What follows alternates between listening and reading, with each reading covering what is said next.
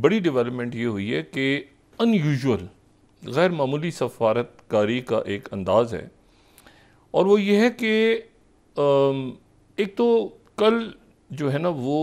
दो स्टेटमेंट्स हमारे सामने हैं, और हम दोनों को अगर देखें, एक तो ये जॉइंट स्टेटमेंट है 14th, ये democratic people's republic of Korea, शुमाली कोरिया को जो है वो democratic people's republic of Korea कहते हैं, ठीक है ना, DPRK, एक रिपब्लिक ऑफ कोरिया है, एक जो है ये डेमोक्रेटिक रिपब्लिक ऑफ कोरिया, शुमाली कोरिया। तो उसके ऊपर एक स्टेटमेंट है, और ये जॉइंट स्टेटमेंट है, ये जो उनके फॉरेन मिनिस्टर हैं साउथ कोरिया के, और जो सेक्रेटरी ब्लिंकन है उनका, कि ये जो इंटरकॉन्टिनेंटल बैलिस्टिक मिसाइल साइन हुआ है, जो टेस्ट हुआ है, उसके ऊपर शदीद मजम्मत है, और कहा गया है कि वायलेशन है यूनाइटेड नेशन सिक्योरिटी रेजोल्यूशंस की, और अर्ज उनसे कि शुमाली कोरिया से कि वो जो है वो अपनी प्रोवोकेशंस को रोकें, बंद करें बिल्कुल, और किसी किस्म। दूसरी जो है वो बहुत ज़्यादा इंटरेस्टिंग है, ये तो स्टेटमेंट है ना,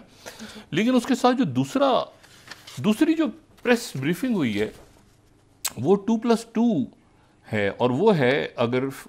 15th हम स्लाइड दिखा सकें, वो है सेक्रेटरी ब्लिंकन भी उसमें है, सेक्रेटरी स्टेट भी हैं, सेक्रेटरी डिफेंस भी हैं, रिपब्लिक ऑफ कोरिया के फॉरेन मिनिस्टर हैं, और उनके डिफेंस मिनिस्टर हैं। तो ये चार शख्सियात ने एक साथ जो है ये प्रेस में ये आए हैं चारों, यानी कोरिया के, जनूबी कोरिया के वज़ीर ख़ारजा,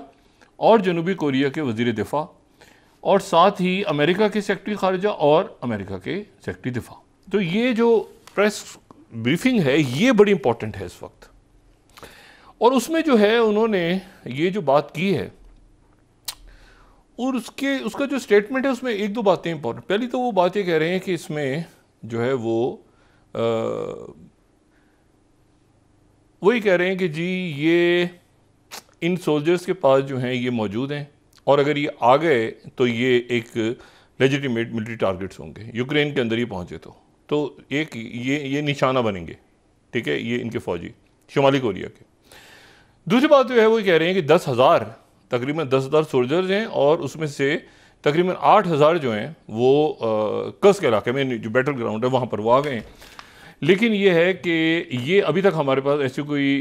वो कह रहे हैं कि कोई ऐसा सबूत नहीं है कि ये यूक्रेनियन फोर्सेस से लड़ाई में अभी तक हुए हैं, लेकिन ये है कि ये हम एक्सपेक्ट करते हैं कि ये आने वाले दिनों में हो सकता है। We would expect that to happen in coming days. अब ये बड़ी इम्पॉर्टेंट प्रेस ब्रीफिंग है ये, और उसमें जो है वो साथ कह रहे हैं कि साउथ कोरिया हमारा एक ज़बरदस्त पार्टनर है अमेरिका का, और ये है कि हम सबसे ज़्यादा इन्वेस्टमेंट भी वहाँ पे है, और ये पावरफुल इंडिकेटर है, और यानी एक तरह से अमेरिका ने मैसेज दिया है कि अगर नॉर्थ कोरिया रशिया के साथ खड़ा है तो फिर अमेरिका अपने अलाई के साथ खड़ा है, यानी साउथ कोरिया के साथ। साउथ कोरिया के साथ अमेरिका को फ़ौजें वगैरह भेजने की ज़रूरत है नहीं, क्योंकि साउथ कोरिया में कोई 25,000 से ज़्यादा ऑलरेडी अमेरिकन ट्रूप्स हैं। मतलब साउथ कोरिया में बहुत बड़ी तादाद में अमेरिकन ट्रूप्स हैं, और अगर हम ये सिर्फ उनकी बेसिस देखें, मेजर बेसिस देखें, फर्स्ट स्लाइड अगर हम देखें तो कैंप कैसी पे है एक, मतलब उनके वेस्टर्न साइड पे हैं, फिर ईस्टर्न साइड पे कैंप रेड क्लाउड है, फिर उसके बाद ऑसन एयर बेस है, फिर उसके बाद कैंप कैरोल है, फिर कैंप वॉकर है, फिर कैंप हेनरी है। तो काफ़ी जो हैं उनकी ऑलरेडी यहाँ पर मौजूद हैं। ये आपको मैं सिर्फ मेजर उनके बता रहा हूँ जो और अगर सेकंड स्लाइड देखें तो ये आपको क्लैरिटी के साथ ये आइडिया हो जाएगा कि ये जो हैं ये तकरीबन 16 उनकी मुख्तलिफ जगहों पे, मतलब काफ़ी बड़ी तादाद में उनकी जो अमेरिकन बेसिस हैं वो साउथ कोरिया में ऑलरेडी मौजूद हैं। अब आप देखिए नॉर्थ कोरिया की पोजीशन नहीं देखें आप, यानी बिल्कुल नॉर्थ कोरिया के आप बॉर्डर देखें अगर ऊपर, तो वहाँ पर भी बेसिस हैं, अमेरिकन ऑलरेडी मौजूद हैं। अच्छा, ये जो अमेरिकन यहाँ मौजूद हैं इसको एक सेपरेट यानी ये पैसिफिक कमांड के अंडर, वैसे तो पैसिफिक कमांड के अंडर आता है, लेकिन ये है कि ये यूनाइटेड स्टेट्स की जो forces, United states forces Korea के नाम से जो है ये जो है इनके पूरे जो दस्ते हैं ये उस नाम से हैं। और ये अगर हम उनकी, पता नहीं स्लाइड हमारे पास तो तैयार है या नहीं, लेकिन इनको जो है ना ये वहाँ पे बड़े, अगर आप इनकी वेबसाइट पे जाएं तो वहाँ से आपको अंदाज़ा होगा। थर्ड स्लाइड अगर हम दिखा सकें तो यूनाइटेड स्टेट्स फोर्सेस कोरिया,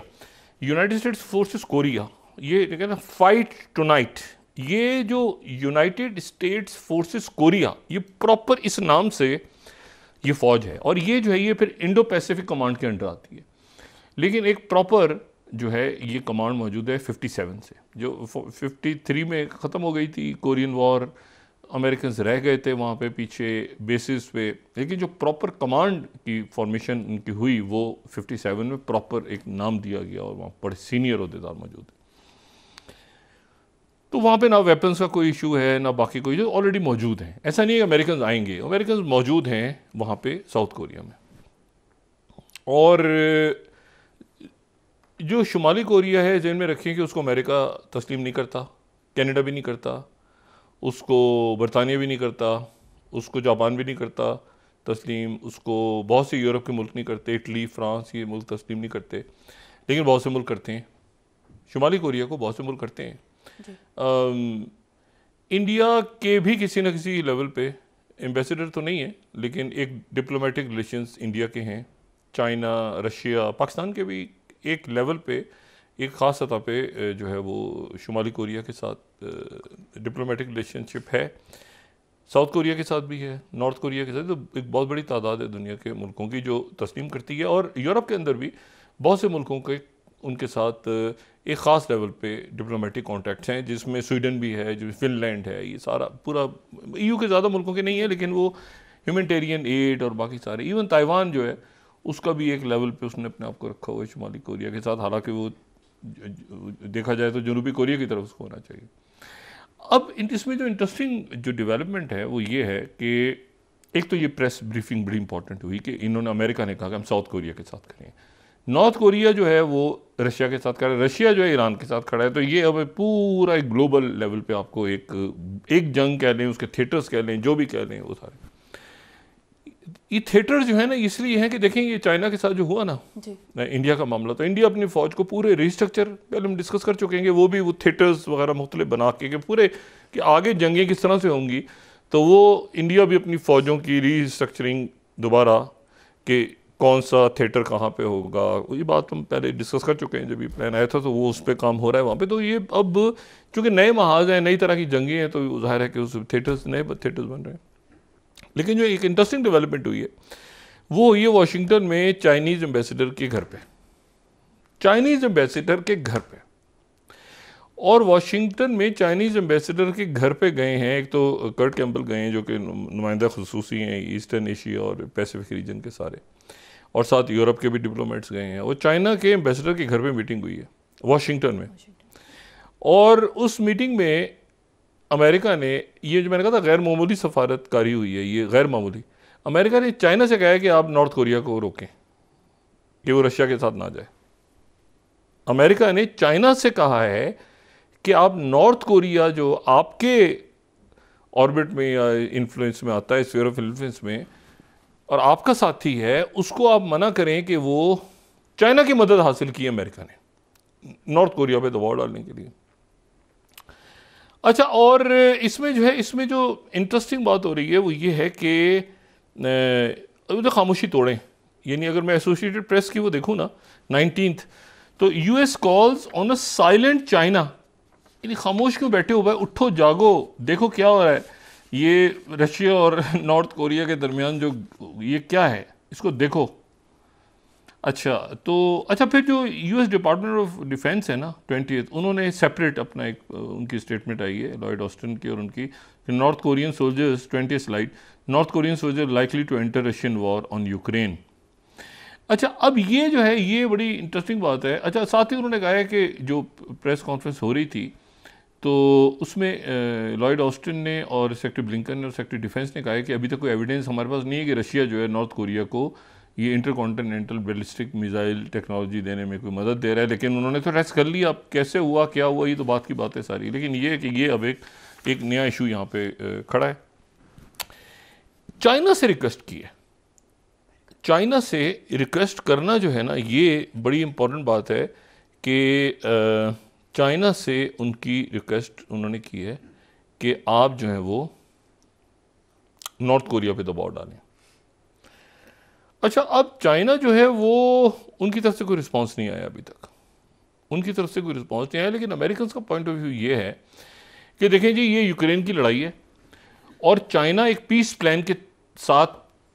एक पीस प्लान लेके चाइना यूक्रेन के साथ भी चाइना के अच्छे ताल्लुकात हैं और चाइना के ताल्लुकात रशिया से भी हैं, और चाइना तो पीस प्लान लेकर आया था, और फिर चाइना यूरोप के अंदर भी चाइना के दोस्त हैं बहुत सारे मुल्क। तो ये जो लड़ाई है ये चाइना का तो नुकसान है इसमें, तो आप इसमें रोकें कि नॉर्थ कोरिया इसमें ना आए, ताकि, और आपकी बात नॉर्थ कोरिया सुनेगा। अमेरिकन की असेसमेंट ये है कि नॉर्थ कोरिया और रशिया के करीब आने से चाइना डिस्टर्ब है। एक तासुर है कि ये बात बड़ी अजीब व गरीब है, ये तो एक ही मुल्क है, एक ही ब्लॉक है, ठीक है ना। और अभी तो जो शी जिनपिंग और प्रेसिडेंट पुतिन की मुलाकात हुई है ब्रिक्स में, वो ब्रिक्स तो जिस तरह फैल रहा है, तो ये जो बात है कि चाइना और रशिया आपस में जो है वो अलग हो जाएंगे और चाइना जो है वो दबाव डालेगा, साइलेंट चाइना, आई डाउट कि चाइना इस मरले पे, हाँ चाइना कोई पीस प्लान लेके ज़रूर आएगा सामने कि जी अब ठीक है। और वो तो रशिया भी चाहता है कि पीस प्लान हो, लेकिन वो रशिया के टर्म्स पे होगा, फिर वो चाइना जो बात करेगा वो ज़ाहिर है यूक्रेन को भी एक फेस सेविंग। लेकिन वो चाइना अगर आता है बीच में, जो अमेरिका ने चाइना से कांटेक्ट किया है कि आप रशिया से कहें, और अब रशिया से भी कहें और नॉर्थ कोरिया से भी कहें कि अपनी फ़ौजें वापस लेके जाएं, और साथ ही ये भी उन्होंने ऐलान कर दिया कि वो कमिंग डेज में अगर आ जाते हैं कम्बैट जोन में तो वो टारगेट्स होंगे। ये कहना आसान है, ये करना जो है ये बड़ा मुश्किल है। ये जो बॉडी बैग्स हैं, इस वक्त बॉडी बैग्स अगर कोरिया पहुंचते हैं या वहाँ से यहाँ बॉडी बैग्स अमेरिकन आते हैं मदद के लिए, तो ये एक बहुत खौफनाक इशू होगा कि इस वक्त जो है वो मतलब ये मामला किसी और तरफ चले जाएंगे। अच्छा, वहाँ पर आप अंदाज़ा ही इस बात से जो तलखी है ना अमेरिकन इलेक्शन में, मैं भी आता हूँ दोबारा, ये इसमें न्यूक्लियर वेपन्स और ये अभी जो पिछले 24 घंटों में हुआ है, लेकिन मैं आपको सिर्फ ये बताऊं कि वहाँ पर जो इलेक्शन कैंपेन है, वहाँ पे एक खातून है लिज चैनी। वो लिज चैनी जो है वो रही हैं, वो हाउस की मेंबर रही हैं पहले, और उन्होंने कैमला हैरिस की वो हमायत कर रही हैं। वो फॉरेन पॉलिसी की कमेटी वगैरह में मेंबर रही हैं और काफ़ी वोकल रही हैं वहाँ पे, और काफ़ी इंटरव्यूज़ और काफ़ी वो। अब उनको, उनके बारे में डोनाल्ड ट्रम्प साहब ने कहा है कि उनको फायरिंग स्क्वाड के सामने खड़ा करके 9 बैरल गोलियों से उनको मार देना चाहिए।